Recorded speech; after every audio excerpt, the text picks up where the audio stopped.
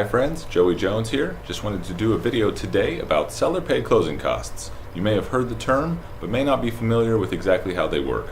Sometimes I get clients who call me and say, okay, I got a contract, I'm buying a house for $200,000, go ahead and roll those closing costs into my loan.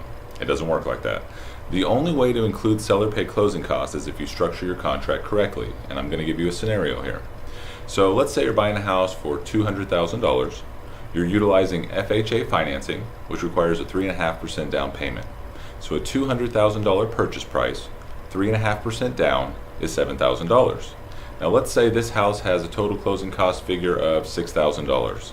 So you offer $200,000, you've got to come up with $7,000 for the down payment, and then you've also got to come up with $6,000 for the total closing costs. You bring in $13,000 to the closing table in this scenario. Same house, scenario 2. Let's say we offer $206,000 to the seller and structure $6,000 in seller paid closing costs into your offer. So now you're bringing 3.5% of $206,000, which is $7,210. So all you've done is increase your cash to close by about $200. And now you're rolling your closing costs into your loan by structuring your contract by increasing the sales price and including seller paid closing costs. Now from the seller's perspective, it's kind of the same offer because scenario 1, the $200,000 offer, they net $200,000. Scenario 2, it's $206,000 minus $6,000 in seller pays because seller paid closing costs are just a reduction in the seller's proceeds. So they're netting $200,000 even in that scenario. So it's kind of the same offer.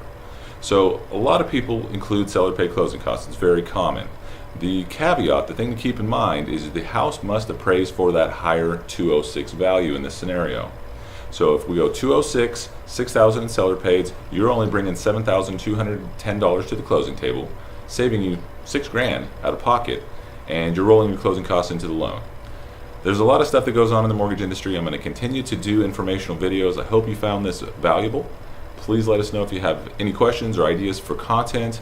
We'll be rolling out new videos every week. Have an awesome day.